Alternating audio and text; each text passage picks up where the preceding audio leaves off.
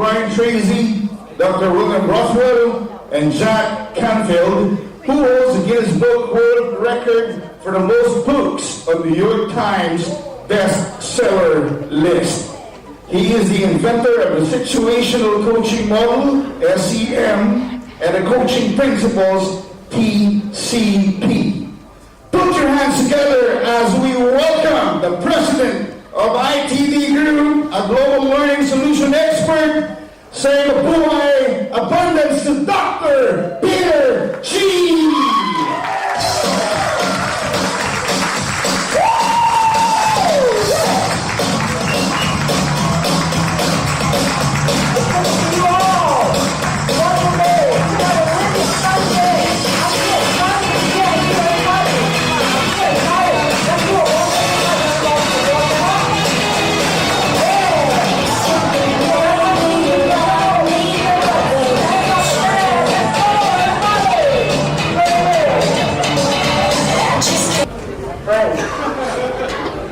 So glad to be back here with you. I'm so excited. Are you all excited? Yeah. Okay, look at your friends on the left and right and say, I am excited. Go ahead. Very good. Very good. Ladies and gentlemen, let's center ourselves today with some great work here. Intel, PhDO, collaborating, triumph. We're going to do some great work here together. We're going to have a lot of fun. It's going to be exciting. But we're going to make progress. We're going to lift each other up. All the three sets coming together for the first time. PGAT, KMO, KMCO. We're going to lift each other up. Go ahead. Look at your friends on the left and right here. We're going to lift each other up. Go ahead.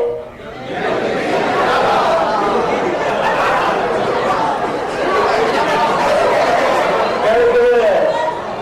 Very good.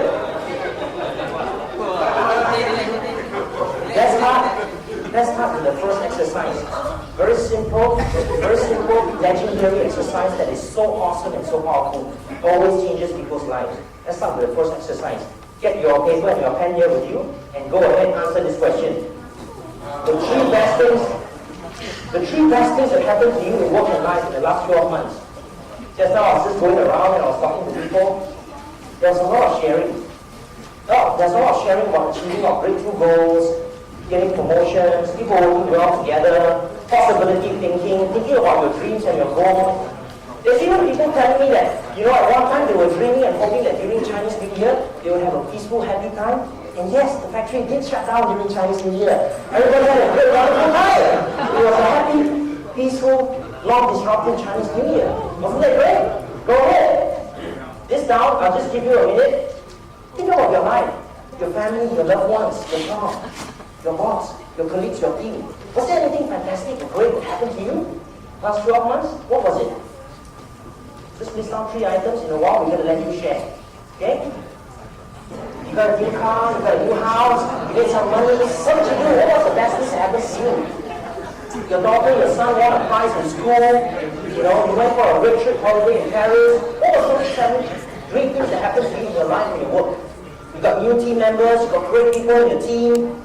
You're excelling, you're getting great results.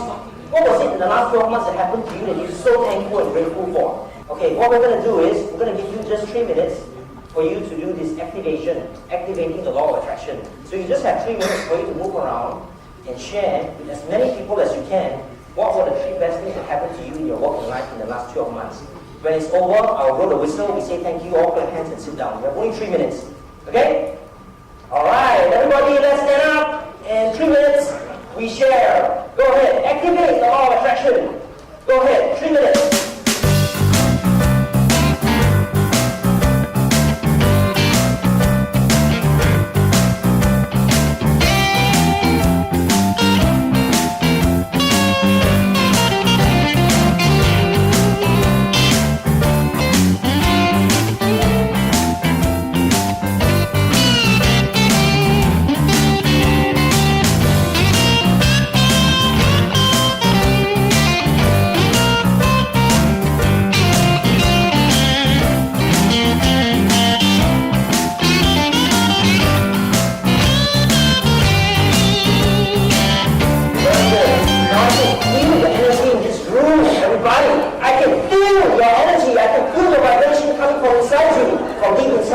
I can feel that you have activated the law of attraction. You feel thankful, you feel grateful, you are recognizing the wonderful things that happen in your life. And by doing so, my friends, you are attracting more and more of the same thing coming back to you in your life. If you said you have a great holiday, you're going to be having even more great holidays. If you said there was Chinese New Year shutdown, you're going to see even more great holidays. You're going to see even more wonderful things happening. Alright? You're going to attract, you're going to attract more good things coming to you. Well, the essence of law of attraction, my friend, are 5 major things. That first you think, you start thinking, and then what do? You imagine. And as you imagine, you begin to feel inside your heart the feeling, and you feel grateful, you feel thankful, you feel like a champion, you feel it. And as you begin to feel it, then you begin to act as if you begin to show the behavior, you begin to talk, you begin to act and move around as if you are thankful and grateful and you're happy. And then you keep focusing on doing it. And soon enough, you begin to attract more and more of that coming into your life. In the law of attraction, for example, you're on the beach. Here you are in Golden Sands Hotel. Just imagine in the evening you are on the beach and you put out a campfire, you have 2 fires, one on the left, one on the right. Just imagine if you put attention on the fire on the left and you keep fanning it, putting in more firewood, and the other side of the fire you just leave it as it is. What will happen to the other fire that you leave it as it is? It will begin to fade, it will begin to die off. What will happen to the one that you keep on fanning, putting in more firewood and keep looking after it? What will happen? The fire will keep burning, it will get bigger and bigger, it will multiply. That same thing with law of attraction. If you begin to focus on what you want, you begin to attract and it begins to multiply. And that's it, that's law of attraction. A lot of people keep talking about money, money, money, and how law of attraction works. There are a lot of people who use it the wrong way. They say, hey, I don't want to have all these problems. I don't want to have banks keep calling me. I don't want to be in debt. They keep saying that and they keep attracting that. And you know why? Because the bank's going to keep calling them. Their friends are going to go away because they're afraid you're going to borrow money from them. And then you start behaving in ways that, you spend too much money and get, a habit of spending money over and over and you spend more than what you earn. And then you're going to be in that endless cycle of trap of debts. Now, take a look at each other. Look at each other and say, I don't want to be in debt. Go ahead. Ready? 1, 2, 3, go. Now, here it is. You're doing this only once. But here I'm sharing with you is, don't do this. Don't say that again. Change your vibration. Change your mentality. Look around one more time and feel the difference. Look at each other and say to each other this time now, yes, financial freedom. Ready? 1, 2, go. Yes, financial freedom. Do you see the difference? Feel the difference. My friends, that is law of attraction. Law of attraction, my friends.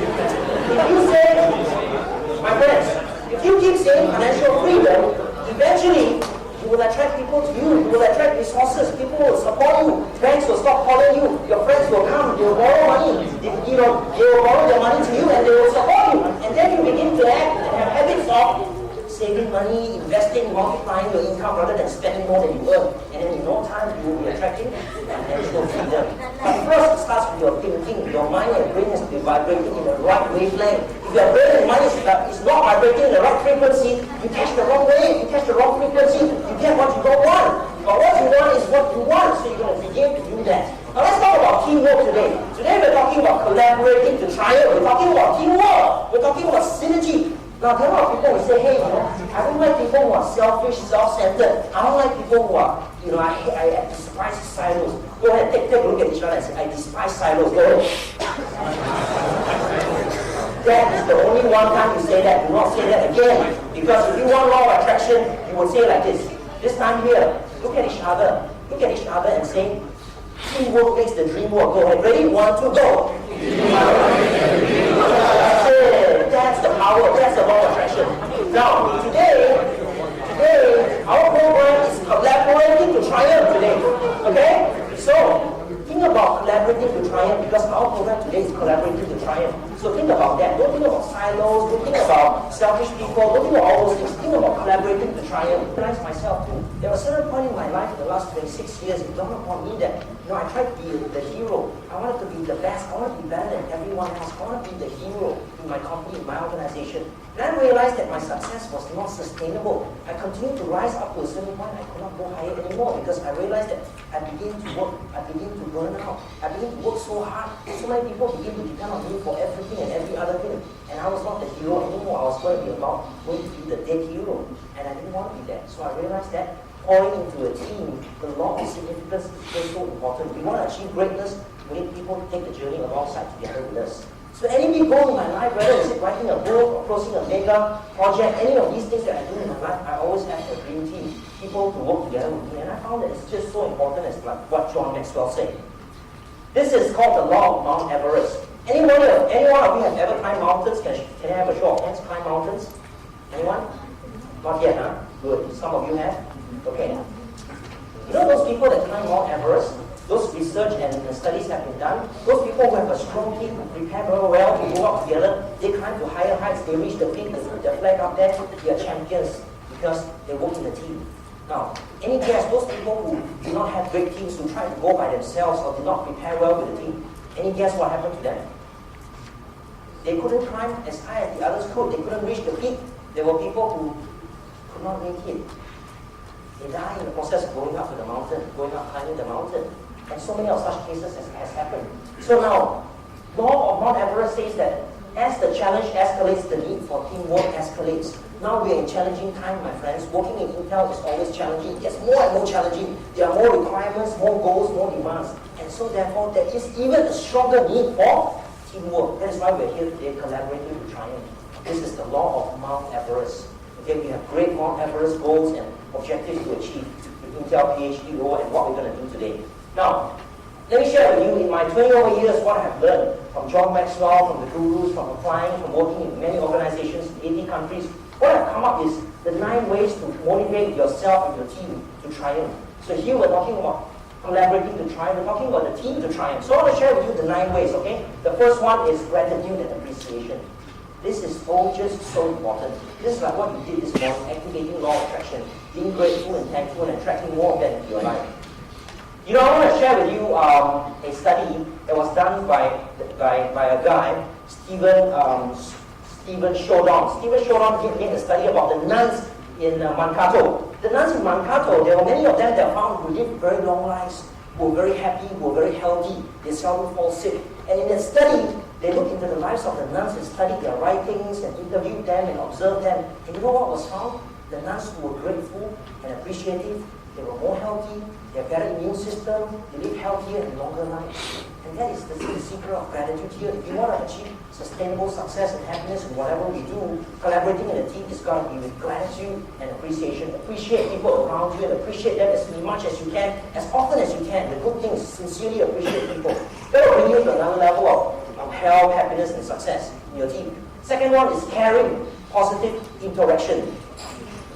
You know, Mother Teresa once said, there is more need for love and appreciation in this world than need for bread. So if you want to work together well with the team, you want to motivate each other, the key is caring for people, adding value to people, raising them up, making a difference to people. That's the second one. So in all of your communications, when you talk to people, show that sincere care and then add value to people. You will find that your communication will get much, much better results, much, much better action for people. You know why? Because at the end of the day, people don't really care how much you know until they know how much you care. Doesn't matter if you're the smartest person, doesn't matter if you know the most, but if people think that you don't care, they don't even bother about you, they don't even want to cooperate with you. So at the end of the day, people don't care how much you know until they know how much you care. So you got to come from a heart of caring, of wanting to make a difference for people and your team. The third one is a compelling and unifying vision. Great organizations, great teams have achieved greatness because they have a very compelling vision. A vision that people want to live and want to fulfill. A vision that gives people the desire for fulfillment and contributing to something worthwhile. And a sense of identity. So ask yourself today as you work together in your teams, what is your PhD mission and vision? What do you stand for? And if you achieve it and realize it, how is it going to bring lasting satisfaction and fulfillment to the people and the team and everyone else? The next one is challenging and clear goals. When people have challenging and clear goals, this is just a time reminder, okay? Nothing unusual. Now, challenging and clear goals allow us to be able to move forward clearly in one direction, aligned. And then, focusing on your strengths and passion. I'm going to talk a bit more about this today because this is such an important area where I'm going to emphasize. This is an area which I call AI, Appreciative Inquiry, bringing out the best in people, recognizing people's potential and focusing on that area. Okay? The next one is continuous learning and improvement. This is what John Maxwell says, the law of the price tag. It's commitment. Are you ready to commit, to keep improving yourself? If you look at your team members, rather than looking at each other, look at yourself. Are you willing to put in your own effort and commitment to keep getting better and better each day of your life. Keep improving, keep finding new ways of doing things, getting better. The next one is forgiving gracefully. You know why forgiving gracefully is so important? Because without forgiving, it's hard for you to have number 1 and 2. You know, if you are in your heart, if you have a sense of anger, unforgiveness, frustration, jealousy, all these negative feelings inside you, and you don't forgive and let go, it's hard for you to continue to be grateful and appreciate people. It's hard for you to care and love people because you have, in a sense, unforgiveness inside you. So once you begin to let go and release of that, a lot of good things begin to appear in your life and your team starts to function better. So forgiving gracefully is just so important. If anything at all, do yourself a favor. By forgiving other people, you're doing yourself a favor because you are allowing your body and your health to function properly. Because if you don't, you hold resentment inside you, it's going to affect your health, it's going to affect your life, it's going to affect you. So do yourself a favor, let it go. Humor and fun. We're going to have a lot of that today. Because humor and fun has proven that, wow, people enjoy working together, they love working together, they collaborate better as a team, get better results. So there's going to be a lot of humor and fun. Inject more and more of that humor and fun. You know what? There's a famous fish market in Seattle. What is it called? Palace Fish Market. It's the most famous market in the world that people go to and it's hugely successful, the most successful in the world. Why? Because they have a philosophy called fish. They have fun, they enjoy their work, they play around, they laugh at each other, they work well together. They look forward to coming to work every day, they're having fun. And finally, of course, reaping the rewards and celebration. Reaping the rewards and celebration doesn't only mean end of the year, doesn't only mean only when you get your final ultimate goal. But your rewards and celebration can come as you progress. You can celebrate your progress, you can celebrate your milestones, you can even celebrate, you have a clear goal and you can start celebrating. You don't have to wait till the end. You want to recognize people as you go along and you want to reap the rewards and feel that coming. Okay? Now, what is AI? Can anyone say what is AI? Artificial intelligence? No. AI is not artificial intelligence, it's real intelligence. It's also known as appreciative inquiry. Appreciative inquiry has been shown to be the most powerful intervention for positive organizational change. And this is backed up by scientific research, my friends. This is about what? Finding what's good and right in people and organizations. Remember, finding what's good and right. It's about appreciation. It's about gratitude. It's about law of attraction. It's focusing on what we want rather than what we don't want. And what else is there? It's leveraging our strengths rather than weaknesses. You know, the most famous management guru that ever lived, that is recognized in the world, throughout the world, Peter Drucker, he said the purpose of business is to create a customer and to focus on your strengths and make your weaknesses irrelevant. That's it. Focus on your strengths is about AI. What do you do with your weaknesses? Can anyone say? Make it irrelevant. How can you make your weaknesses irrelevant? There are many things you can do. Number 1, just ignore it if it's not important. Number 2, you can outsource. Let other people do it. You're not good in team building, outsource to IT, will do it for you. You know what? I'm not good in singing and dancing. I outsource to Ricky, he will take care of that. I don't do it because I don't want to waste my time and energy. Right? Now, you can outsource, you can ignore it, it's not important. You can outsource it, you can delegate to other members of your team. You can work alongside others to create synergy, right? What else can you do? These are the 4 main things you can do with your weaknesses. Number 5 is get better at it if it's important.